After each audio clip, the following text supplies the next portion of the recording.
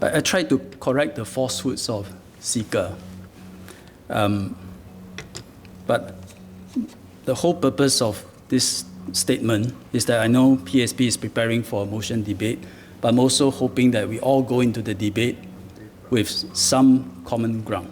What are the first falsehoods? First, CICA does not allow a free flow of intra-corporate transferees to Singapore. And most companies prefer to apply for EPs than to use the intra-corporate transferee route, which actually is more cumbersome. Second falsehood, CICA also does not give Indian nationals from 127 professions a free hand to come to Singapore to live and work. CICA allows them to apply for EPs, does not oblige Singapore to approve the applications. Approval is subject to them meeting our criteria. Immigration measures are carved out from the agreement, like all FTAs. After hearing all the explanation from Dr. Tan and I, will you agree to the following? First, the FTAs, including CICA, are fundamental to Singapore's economic survival and our ability to earn a living. And we should not shake this bedrock for political purposes. Second, CICA does not allow a free flow of Indian PMEs into Singapore. And this is a gross misunderstanding of the agreement and FTAs in general. Nor is CICA the cause of the challenges faced by our PMEs. We are not against FTAs. We know the importance of FTA for Singapore as an open economy and especially as a small city-state. However, what we are concerned is what price we are paying. So the first question I want to ask is that in the process of negotiating an FTA, what is our position? What are the bargaining positions that we can give? Because I read things like, because we don't have many bargaining chips, so we have to be, the implication is that we may have to be a bit more relaxed with the movement of people. So one question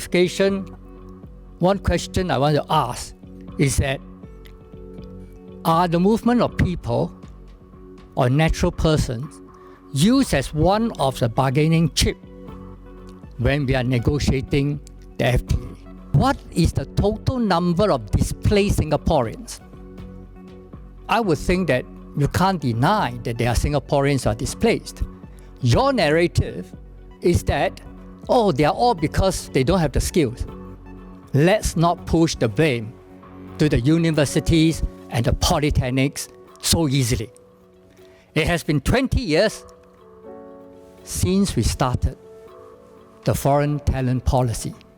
Within 20 years, we still haven't got our act together in training our people.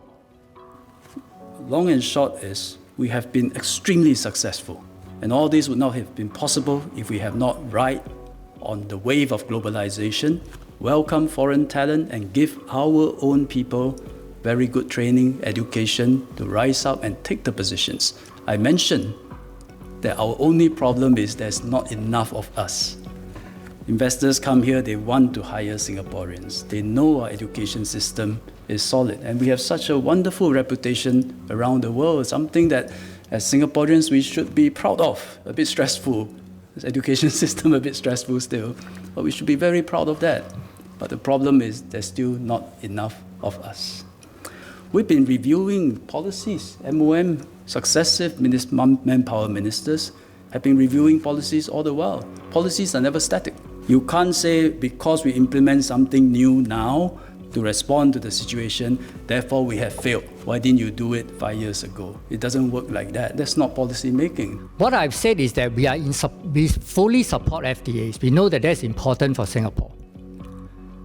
And we appreciate the point that we are not using the movement of people as a bargaining chip in the negotiation of the FTAs.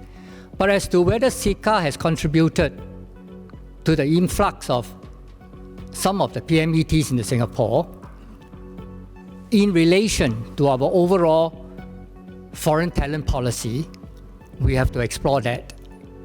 And we don't agree that CICA is net beneficial to Singapore at this stage. Well, I wasn't intending to speak, but I just want to, since Minister王乙康mentioned that I was the chief negotiator for CICA, I thought I must put on record the question that Mr. Leong Man Wai asked. Let me first say that I'm terribly troubled by the way that the PSP has taken this, and I want to put on record clearly that the movement of natural persons is a very important chapter, but it was not used as a bargaining chip to trade for what else we got. Now, you asked quite correctly, what is Singapore's bargaining chip? The honest answer is very little. We only have tariffs on 3 items: beer, stout, samsu. And what is that as a bargaining chip? But I think a very important quality for our public policy is that we must be creative and we must learn to meet the needs of other countries, to see what may be in the agreement that is of benefit to them. So I think Mr. Leong must not think that you said, I hope that the government has the people's interest at heart. Of course, why do we negotiate free trade agreements and why do we do this public service if it's not with the interest of our people at heart? And why do I spend 3 years of my life doing the agreement? So please be reasonable and don't mislead Singaporeans. In February this year, Mr. Leong Man Wai of the PSP asked a question about the number of ICTs working in Singapore. This time, the government disclosed overall ICT numbers over employment pass holders, and the number was, I think, something like 5% of EP holders. Today, we have more information that last year at least 500 of these ICTs originated from India. The point I want to make to the Minister and to the government at large is there is opportunity to quell or at least to nip some of these issues in the bud when they start moving into the realm of xenophobia, nativism, and one important outlet for that is information. And in August 2020, a Straits Times reporter mentioned that, and I quote, ICTs were a key bone of contention with respect to CICA. And if this information had been made known earlier, it does occur to me whether a lot of the misunderstanding, the reaction we see on CICA could have been addressed and actually nipped in the bud. I take to heart what the leader of opposition said, that with information we can quell such falsehoods much earlier. We work in the bureaucracy, some data is classified, secret, confidential, so on. So we are not at liberty to always disclose them. But what you say is true. Some information is better to come out early, and then we can move on. And especially, as you say, when it concerns issues like racism or xenophobia, it's much better to quell it early. And I take comfort that based on what you say, I think you do agree that FTA CICA is fundamental to our survival. So the logical thing for PSP to do, I felt, is to withdraw the allegations. Then we can discuss employment policies, how we can better protect, educate, train our workers, and these are very legitimate questions. But PSP did not do the logical thing. I couldn't hear a definitive position from Mr. Leong or Ms. Hazel Phua, waffle a bit.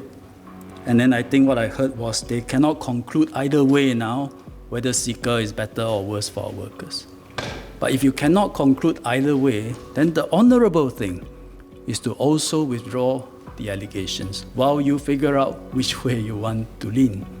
But I don't think we saw what was logical nor honorable.